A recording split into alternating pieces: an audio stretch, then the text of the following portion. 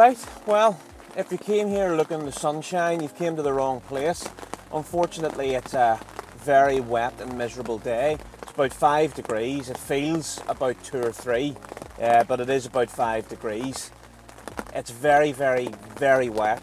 It's been spitting since I arrived here, and it's just started to come down slightly heavier about 9:30. I actually waited till first light to cast the rigs. I just didn't want to risk casting out when I didn't have much visibility. The downfall of this session this morning has been that there's been 2 cormorants circling over where I've cast at least one and into the second solid bag sort of area. So anything that has been there in the last while, if there has been fish milling about, has spooked them right off. It's just crazy the amount of these seabirds that we're now getting. I mean, I'm in the centre of a housing development and 2 cormorants are flying about the place. It's just madness. But what I'm going to do on this wet and miserable grey morning is have a look at my approach to this session. Now, this video has been labelled solid bag tactics, and really that's what I'm doing. It's literally out and out solid bags. I have never fished in the winter solid bags at this venue. Usually it's some sort of pop-up rig, a hinge stiff rig, a Ronnie rig, and a mesh bag of pellet and crumboilie. Today I just thought to be a bit different, to get down here, get 3 rods on the spots. The best thing would be putting out 3 solid bags, so that's exactly what I've done. In my tub here, you'll probably see, hopefully, 3 more solid bags. I've got my little mini scoop and my baiting needle. And the only reason I carry the baiting needle is literally some of the solid bags are perforated, some aren't, and I just like to puncture the bag to get it down onto the bottom and get it dissolving quicker. And that's it with a shorter leader.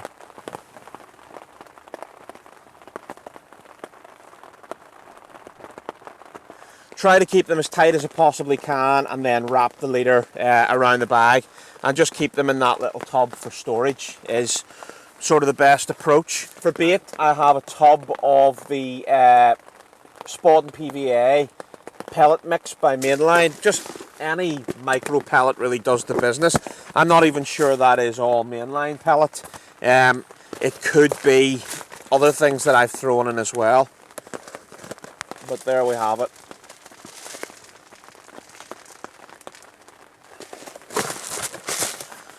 And what I've been doing, if you look at the solid bags that I've tied up this morning, well, I say this morning, the solid bags that I have tied up, they are multi-layer, if you look at the colours.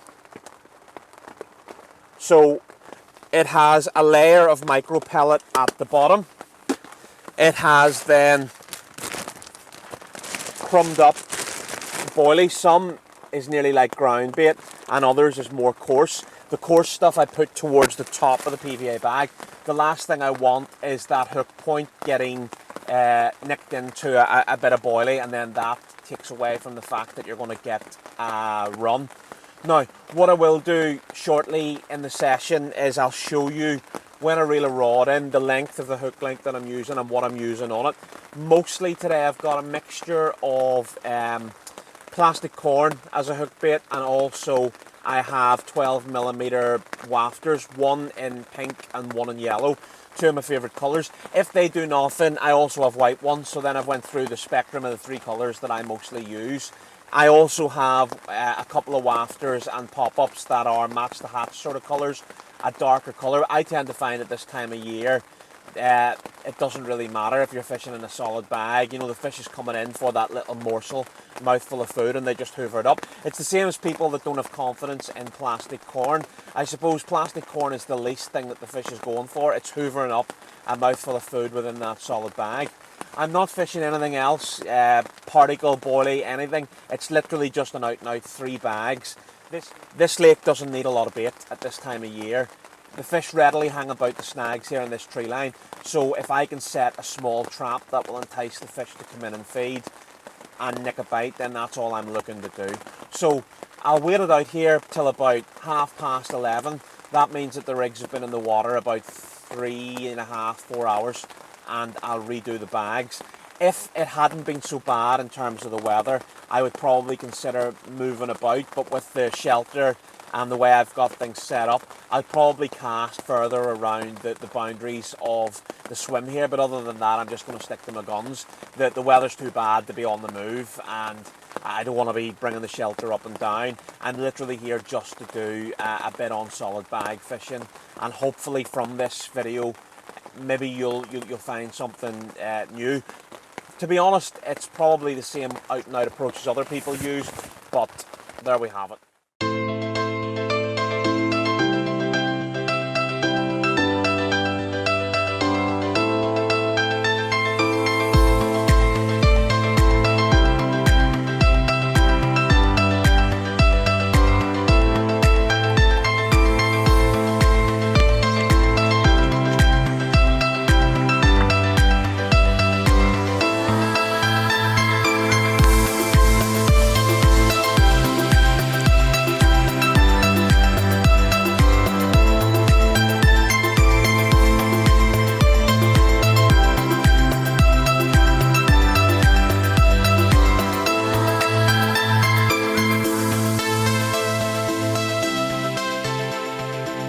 Well, this is probably the lightest the rain's been this morning so far. It's about 11:45. I'm giving it till about 11:15, half 11. I'm going to redo the rods and give it a few more hours before heading home. But I thought I'd come out and just show you what I'm doing. The right-hand rod here, you'll see the snag here on the right-hand side is up. That rod is being fished towards a snag. The other two rods, middle and left, are in open water. I know a lot of fish recently have come out of the open water. The one thing that's putting me off the two rods in the open water today is the fact that there has been two cormorants circling and one down on the water looking for fish. So that could push the fish back into the snag. So maybe I will move both the right-hand rod and the middle rod back on the snags and fish the left-hand rod in open water. I suppose it would be quite rude to call this solid bag tactics and not actually show you some more detail of what I'm actually using. So I've just put the three rods back onto the positions.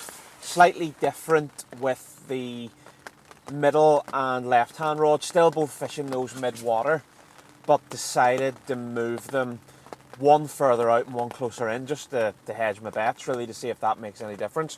But what I've done is, obviously, I've tied up some more bags to put back into my little reserve of PVA bags, but I've left one out so as we can have a look at it. That's the rig, okay? So it's literally just a little wafter on a size 6 continental style hook and a small piece of shrink tube. And that's a very, very, very supple braid. ProLogic last meter Razor K-Link, and that is £30. Inline lead, and then quite a long piece of lead-free leader. And as I say, some people like them nice and short, some people tie them longer. I just like it pinned down as much as I can. Best thing that I use is the little applicator tool. Start off by putting a small amount of pellet in the bottom of the bag.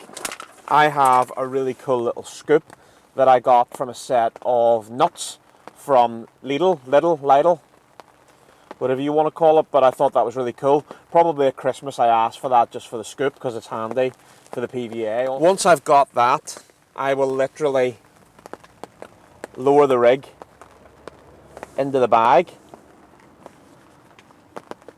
make sure the hook's sitting flat, hold the lead up out of the way. There's a little groove in there in which you can do that.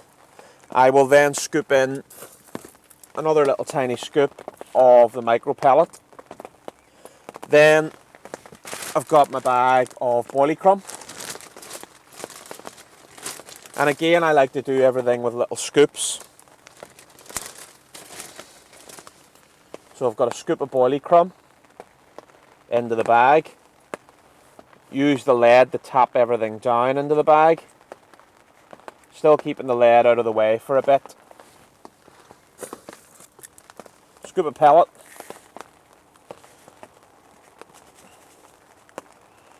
Hook links mostly out of the way there now, so I can lower the lead down into the bag more. Scoop of boilie crumb. Boilie crumb. Boilie crumb. Another little scoop of pellet. Finish it off with a bit of boilie crumb at the top. And then there's several ways people go about actually licking and sticking these. Some people will twist them round so you end up with like a, what I call a lollipop at the top. Another way that people do it is twist, lick round the edge of the applicator and do it that way. I prefer the lollipop method, so I'm literally going to remove that. I'm going to try and keep the bag as tight as I can. That's why I like the lollipop method. I can push down with force. I can twist the bag as much as needed. You can see I'm twisting there, not twisting the leader, just the bag. Okay. Lick and stick your fingers. Twist round. Once that's done, then with the bag, you want it, if you poke the corners like this, then it creates an air gap and pushes all the pellet and stuff at the bottom in. Lick your finger, lick the corner of the bag and fold over the corners. Again, do the other side. Lick and stick. And that is my finished solid bag.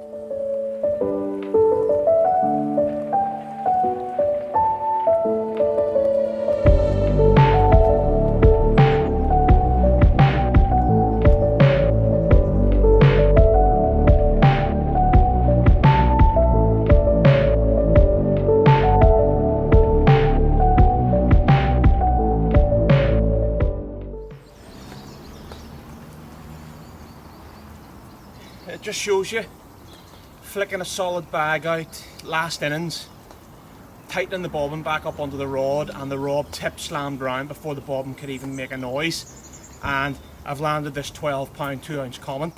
I've sat all day behind motionless rods. Having the joys of solid bags just means I could tie up more bags and flick the likely looking spots. Literally working the swim for this afternoon has finally bought me a bite, and it's the first fish of 2021, so happy days. Can't wait to get the rod back into the water. Hopefully you've seen from the footage, I just had a common 12-pound 2 ounces. I'd only flicked the solid bag into place, and while fixing the bobbin, the rod tip ramped right round and I was attached to a fish. That constant pressure got the fish straight out of the snag, and the majority of the playing it was in open water, and it was actually a really good fight for that fish. It just goes to prove that you could spend all day in the wrong place and literally flick a rig into place, and before that bag is melted, you're right on top of a fish. And that's been the process of today. A couple of times I have moved rods that I haven't done to the camera to change things about. I had felt that it was good for a bite with the air pressure, the temperatures, and the fact that it's been a real overcast day. This lake does do good winter form, so that has been another thing. I wanted to look at some of the tactics about fishing a solid bag in the winter. The first thing I'd say is pick a venue that you know has a good head of fish. Don't always have to be the biggest, as you've seen from the fish that I just had. The second thing is the depth of the water. This lake has 6-7 foot depth average. That's ideal. When you start getting into deeper water and the temperature's cooling off, the fish just could be sitting anywhere in the upper layers of the water and they may not be catchable. Number 3, a good quality bait. I mean, I've been fishing just solid bags there with small mouthfuls, and having a bait that I'm confident in is a major factor. I suppose point 4 is your eyes. Always keep your eyes open and look for any fish moving. I haven't seen anything all day, but my instincts had said to me there had been 2 cormorants on the lake. That would have automatically pushed the fish into the snags. You know, those cormorants were diving and fighting out in mid-water. it made sense then before going to give the snags a go. Point 5, try to be mobile. Now I know today that hasn't been the case, but there's no one else on this lake today fishing. I would be able to, in better weather and drier, to literally take my pod and my rods, walk down the other side and flick in a couple of solid bags. Listen, folks, again, thank you for watching this vlog on a miserable, manky, grey, grim Belfast day. Please, if you haven't already, subscribe to the channel, like the video, and hit that bell notification, because literally there's plenty more videos to come over the coming weeks and months. Thank you.